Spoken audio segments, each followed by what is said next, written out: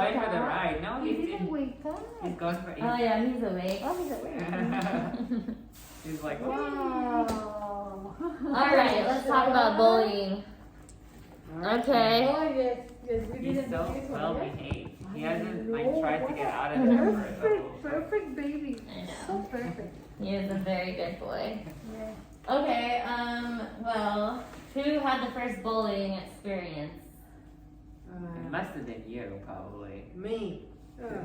How old were you? When I got my most severe bullying experience was in junior high. I was like about 12 to 13 years old, and there was a kid that I was still in. They had no special education courses, but they were like telling me like there are some kids that aren't in your classes that you need to be, but they're mixed because we don't have special education courses in the school, so we mix the kids together. So one of the kids had a how do you call it, behavioral problem, and he was like telling me like when I would like run into him, he chose me to bully me, and he said things like, your parents don't care about you, your parents don't care about you, you have chicken legs, you should die, you're worthless. This was in high school? In middle school. Yeah, you should die, you're worthless. Wait, I'm sorry, I was obviously distracted. Were they doing this online or in person? In person. Yeah. We didn't really have So- we have the computer. So were you like standing somewhere, or you were like? I was eating lunch outside, and he came. He was a classmate. I knew him too. Like he didn't act like that in front of me when I was there. He just did it to him behind my back. Yeah. Look at your legs. Were you eating alone? You were like there, and then he came up to you and he just started. Yeah, he would come up to me randomly, doing. It would be daily, but randomly at times, in different days, he would come up to me and tell me different things. It got so bad that one day I stopped eating for a month. Oh. And I didn't want to talk to my parents. I didn't want to talk to anybody. All I was eating was saltine crackers. Why? Did you feel like? I felt like, in a way, I felt like some of that at that time was true, because I was with a disability. I was disabled. I had a lot of difficulties. I was also getting older, so I was realizing that I was what I was having.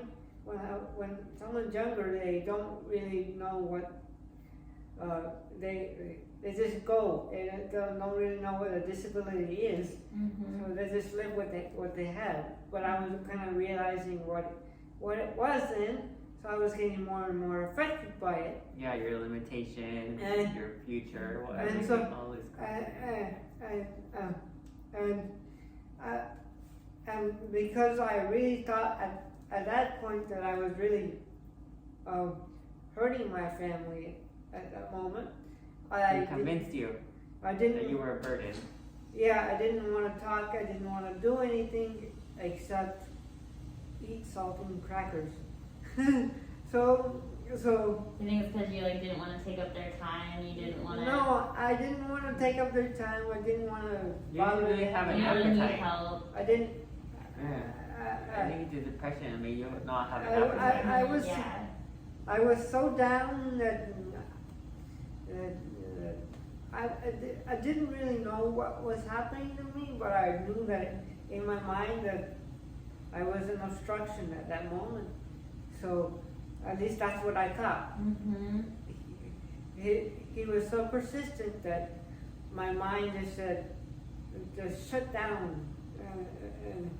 and How did didn't you care tell about anyone? anyone else. How did you eventually told mom? I remember. Yeah, because you know, you as a mom, you try everything. Okay, he's not eating. I'm gonna make something different. I'm gonna cook something different every day.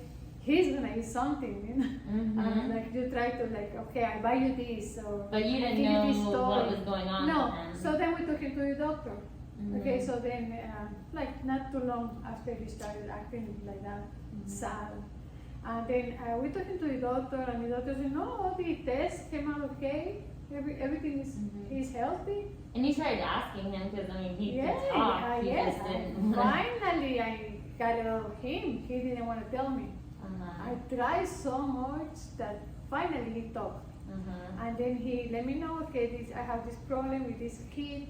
He told me that I better be dead than I'm a burden for you and my dad and my brother, and it's better that I was dead. So then he told me who, and so I went to talk to his parents Mhm. because I thought that was the best thing I can do Mhm. as a mom. So Yeah. I went to talk to his parents, and they were amazing. Like the parents were the nicest people. Mhm. Yeah, sometimes so they don't match at all. Yeah, Like, yeah, you yes. imagine I that. don't know, maybe the kid was having some problem himself Mhm. that he was taking it as a son. Mhm. They- And the parents were amazing, so he started getting better, the kid. Mhm. At the same time, Sasan started getting better because we also took him to a neurologist because Mhm. that was so bad, you know, like the sadness he had. We Mhm. took him to a neurologist, and she talked to him, and then she said, okay, you know what, family is gonna help. So I met all my sisters. I called them and I told them what was happening to him. And in this moment, I never forget, I'm so thankful. Two of my sisters spent a lot of time talking to him. One is Alicia, and the other one is Annabelle. And they talk to him like so often to see, Mhm. to make him get better. Mhm. And he came out of that. Yeah. That's That was amazing. incredible. Wow. It's like, to me, it was like the sun is out. Wow. Again, you That know? was that's beautiful. Yeah. It turned out to be that the kid was on some high powered medication. Mm, It for was- what? It was some kind of, I don't remember what, but it was some kind of behavioral problem. So it was medication to lower his, Was it like Adderall? or- yeah, Adderall, something like that. Later, the parents came to say, like, I'm sorry, but yes, he's on a medication because He we was- have some problem. It was so high that it was I'm locked sorry up in for the vault. them too. You know? Uh-huh. I feel bad for the parents too. Yeah, it can make you agitated when you're on that medication and like the story I was telling you earlier about the lady opening the door or taking the door from me. I think I was telling you that like they don't let you open your own door and you're just like, I opened the door, can you please just come through? And but I was coming off of Adderall at the time and I didn't even know I was withdrawing because I didn't take it seriously like that and I was so agitated and just like Yeah, those medicines is very, very dangerous, especially when that's what they said, like never mess with the dosages and when you're withdrawn, when you're don't stop, like once you start and once you stop, then it can really mess, yeah. Somebody tried to open the door for you? It's depressing. yeah, but that's a whole nother story. I thought I already Anyways, told you yeah. guys, but That happened to me. This girl, remember I told you she got mad at me because I opened the door for her. uh-huh. I had no bad intention. I just wanted to help her. Was she in a wheelchair? Yes. Yeah, we should definitely talk about that. But like, there's so many. Yeah, there's a lot of stories. And Sasan also has Yeah. that. But so we'll do some more bullying first, because I mean, that was a beautiful story. It really was. So that's my highest experience. And that was worse than any surgeries, I'm telling you, okay? Yeah. It was worse Yeah. than all the surgeries. Yeah. Because his face, it was another person. The Mhm. sadness. Mhm. So. Yeah, so, and he didn't even know, and like yes. the whole, not even just now, like telling the story, it's like you didn't even identify it as depression, but that was depression, because I was like, he called you chicken legs, so why would you starve yourself? But you weren't starving yourself. No. You just had no appetite No, because you're no. depressed. Yeah. Like I don't have any appetite when I'm depressed. Yeah. Nothing tastes good. Mm-hmm. I You was- just don't care, and you don't, and also you almost don't even feel like you deserve to eat. You're like, it's like I've been so sad. If I really am this sad, then why would I be able to eat? Like, Yeah, it- yeah, that's exactly what I was thinking, and that then I can identify with people like what you were going through because of that. Mm-hmm. And I feel that if people have that, they should get help in any way they can, because it's really hard on the person. Mm-hmm. But sometimes they don't want to talk to see like, oh, you know, you want, the family wants, we see you Yeah. and we want to help, but we don't know. But you've been convinced Yeah, that and at only such a young age, and he didn't want to tell me. Yeah, I mean, even at older ages, people don't want to tell, which is why it's important to share. To share when you are strong enough to share it, then you need to share it because it helps people who aren't strong enough yet. Exactly, and really, because we went through physical stuff, but this one was the worst situation. Mm-hmm. Can you believe? Yeah, I didn't expect that. Like, Yeah. you've had so many experiences, and Remembering I makes can me imagine. stressed out. Like I'm remembering. I wasn't even thinking about him, to tell you the truth. I was just thinking about him. I Yeah. completely forgot about him. and also that's another thing of like when you're a brother of someone, or a sister, a sibling of someone with a disability, you also have your experiences where you kind of get like in the shadows, and you go through your own stuff. I never held them. It made me, I did have my moments like that where like I wish I could do this, I wish I could do that and all that, and I couldn't because they were very busy taking care of him, and so and working, and so they didn't have enough time That's to the put me in big mistake. like I wanted to do karate and They did the baseball best and you like could. I wanted to do all those extracurricular activities, but I just couldn't. And like, but I understood. I always understood. I never like held you for. I never got mad at you. Another thing No, that Yeah. no. But of course, through the years, you feel bad, and you're so They feel sorry guilty to because hear me talk about you it. don't but- do it on Well, no, purpose. but it's okay for you. Like, it's not that they feel guilty when they hear you talk about it. It's a healing for them to even hear you talk about it, and that guilt that they feel was guilt that was pressed down. So Yeah. it's good that they feel it. That's Yeah. what I think. I told them I understood. It's just the way it is. Yeah.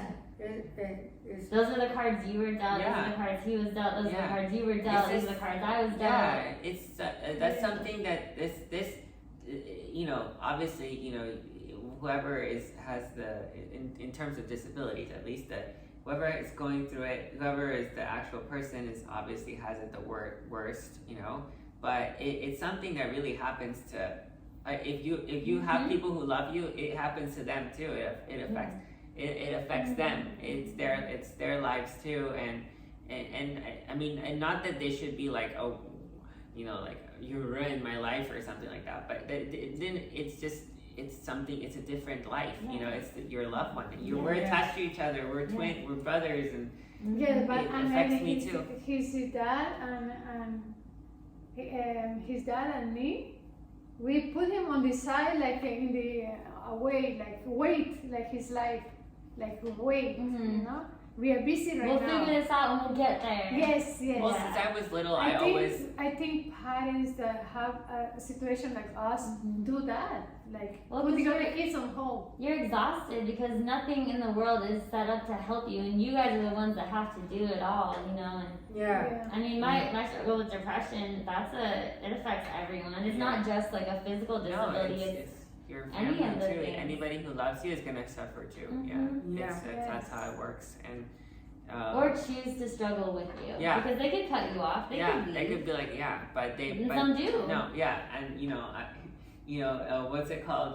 I've been told that too. Like, why don't you go do? I was like, it's not that simple. Like, some people have told me, like, you could just, take it easy and not be such a family guy or whatever, and do your own thing. And even he's telling me, go do your own thing, and I'm like, I cannot, like, this is my choice. Like, I He's always been. I want to help you. I want to be with you, and I accept everything that, you know, comes with it. You know, it's easy for me because that's my happiness. Like, to know that he's okay, that he can do everything he wants to do, and I've learned how to do my own, and I've learned how to do my life too, and that's part of my life. You know, that's a part that I want. And you I found cannot, a healthy balance. yeah, I mean, if I went to just completely like disappeared or whatever, went somewhere else, maybe certain things would get easier, but then I would be missing the biggest part, you know, like, then what's the point? It's like, I always told them, it's like riding a roller coaster by yourself. It's like, yay, and then you're like, you don't see the person next to you. It feels different when there's someone there, you know. Yeah, there's an The emptiness, I don't know. I have one more challenge that I went through. You can, Okay. Let's wait for the phone. sorry. I'm sorry. Oh, it's okay. Or did I get? Oh, okay, sorry. But yeah. He said he has one more challenge. Oh, sorry. Go ahead. When, can I add it to this video or? Do you want to start a new one, or do you want to add it? I can add it. Is it from being bullied? Or? No, it's not a bully thing. Did you have something to add to that last one? Oh, so one of the things that well, it's not really about bullying, but about like the sharing the experience is like, as a brother of someone who has disability, and you know, especially like he had it since we were born, so we've always known this life, right? I always thought to myself, like, I always compare, you know, like the same way he would compare himself to me, I would compare myself to him, and I thought, if he can't do it, then I shouldn't do it either, because that's what I told myself, like, I'm not gonna do that because I don't want him to feel like he's missing out. So there were a few things that I put aside, but I happily did it, you know. And it kind of helped that I was always a shy person. So the thing is, he's the social guy, you know. He's the so it's like I felt guilty myself, and you know, what do they call it? I don't know, what, like survivor's guilt or something, like, you know, but not really like. But I mean, that like, why wasn't it me? Probably Like, do, yeah. Why wasn't I the one? Like, we could have just easily been reversed, you know. And why couldn't we just split it? Like, or something like that. Like, but in that moment, he made me feel like he didn't want to go. Like, in so many trips and opportunities that he got, I said, go. I convinced her that I never told them how I felt. Like, inside, I just told no, I don't like that. You know, I don't like that. See, but your mental health is so important for everyone else. So I learned that growing older, that I should have probably done a few more things. But as a kid, you know, you don't really. Well, you can now still. You can.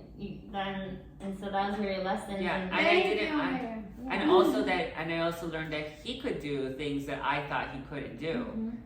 You know, and he proved me wrong for so many things. One of the things that you know, he was never shy. I was super shy. Like, you know, it's funny, like simple things like going to a dance or something. I probably wouldn't have gone to a dance anyways, you know, even if it was an easy thing to do. And I thought that he wouldn't be, but like, he beat me to it. You know, he got his date and everything, and like.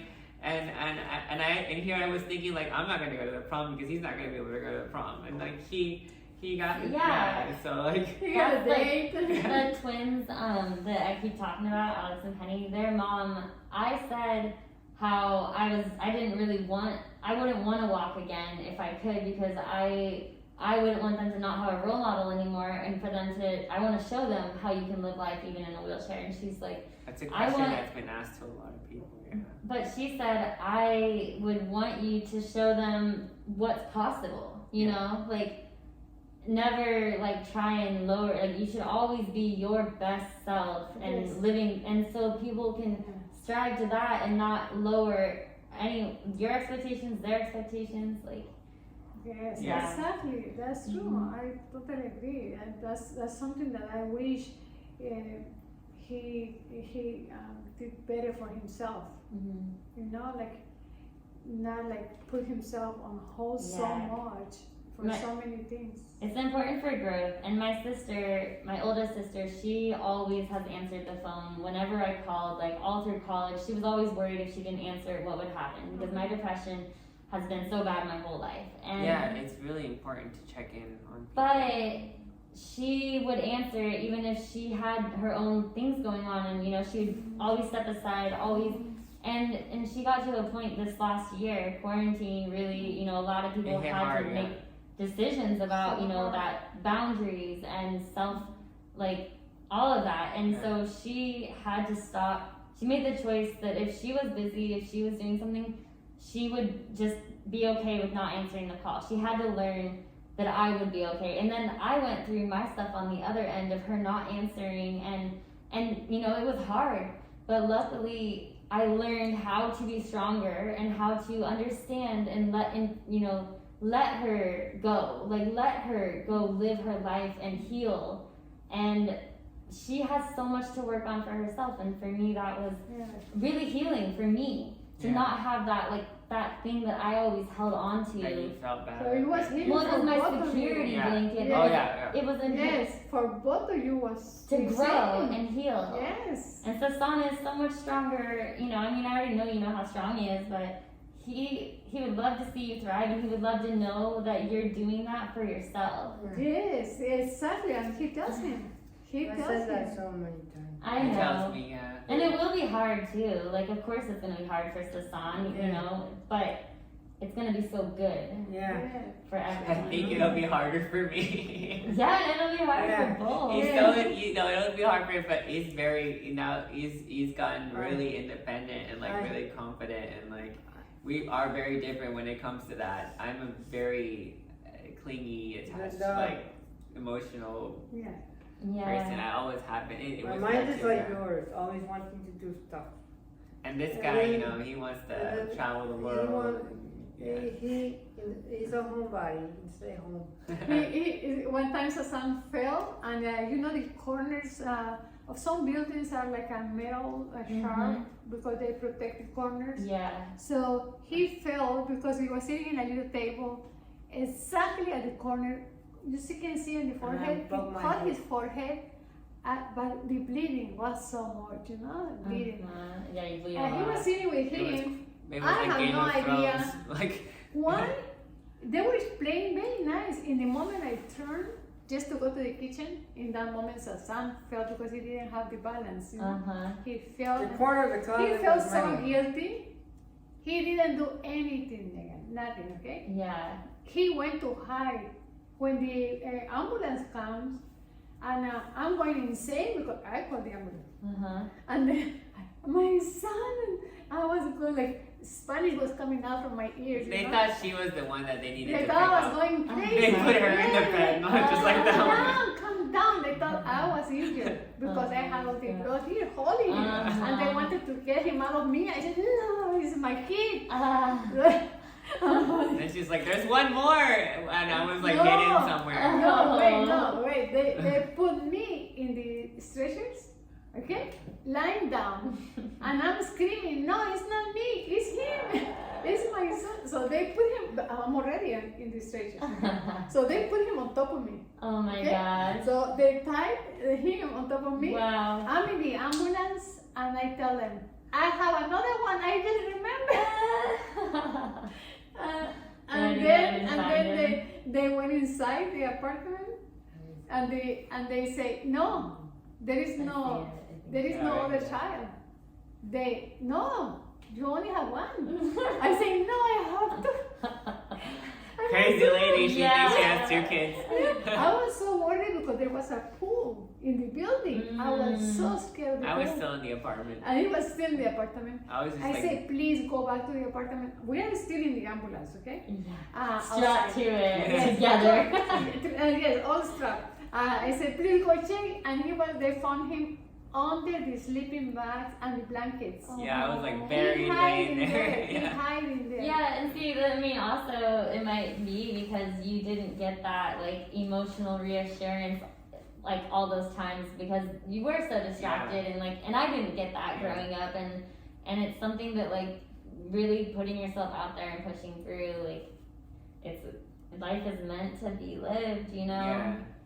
No, it's true, and you know, you get used to things. You get used to, like, you adapt. Sometimes you adapt really quickly, and you get used to things, and then sometimes they're the wrong things, and then you almost become comfortable. You can become comfortable in, like, your own depression or something like that. You know, like, even if you know how to fix it, like, in your mind, you're like, I know what I need to do, but you just don't do it. Yeah. Yeah, and it's hard. It's hard. Yeah, it's hard,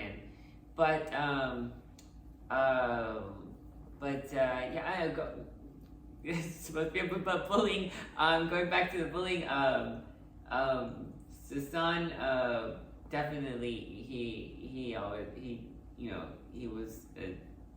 I hated to know that he was being bullied, and you know, I wasn't the type of person that would go, like, beat someone up for doing it, but we didn't talk to him anymore after we found out, like, I didn't. Yeah, now he's still going to he goes to dad. He actually reached out to us recently, not a few years ago. On He Facebook goes to or dad, and he goes to my dad's business, one of my dad's businesses, and then always asks, how's the son doing?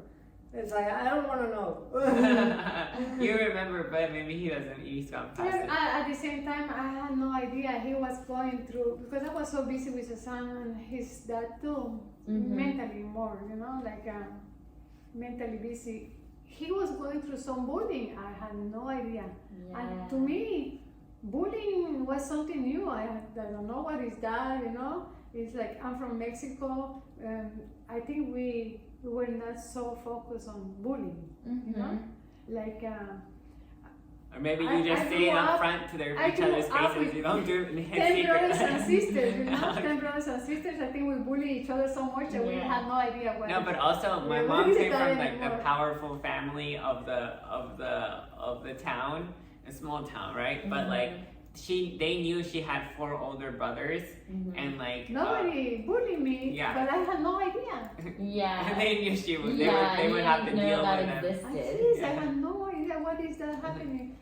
He told me, like, years later, you know, this happened to me. Yeah, for me, like I said, it was. I said, why you didn't tell me I would do something in the moment? Yeah, I know she would have. Maybe I was kind of scared you too. didn't want to take up her time, maybe. Yeah. I knew she was going to probably, like, you know, but no, the way I usually dealt with it was. What was your bullying? My bullying. My first one was my first bully I remember was in elementary school, and it was this one kid who always threatened to, like, he said he would ruin my friendship with my best friend, and he would call me skinny and bully me for my eyebrows, and, like, he was just mean to me. Sometimes he'd push me, like, in the playground, and he just. I don't remember the specifics of it because it was so long time ago. But I did not like him, especially because maybe he remembers, But because he wanted to get between me and my best friend, you know, and for no reason, he just picked on me. Like, I never understood it, you know, and I was like, well, I never did anything to you. Why are you being mean to me, you know? But I was so scared, so I would, like, do whatever he asked me to do. Like, I don't know what kind of demands he made. Maybe lunch money or something. I forgot. It was like total, like, something out of a movie. But he was like, his attitude was like so shy always, and even I sent him to order pizza, but I waited in the car with Susan. I waited in the car in front of the glass, and the line was getting longer and longer. But I saw him and in the line, and he was with the middle. Like, pizza, please.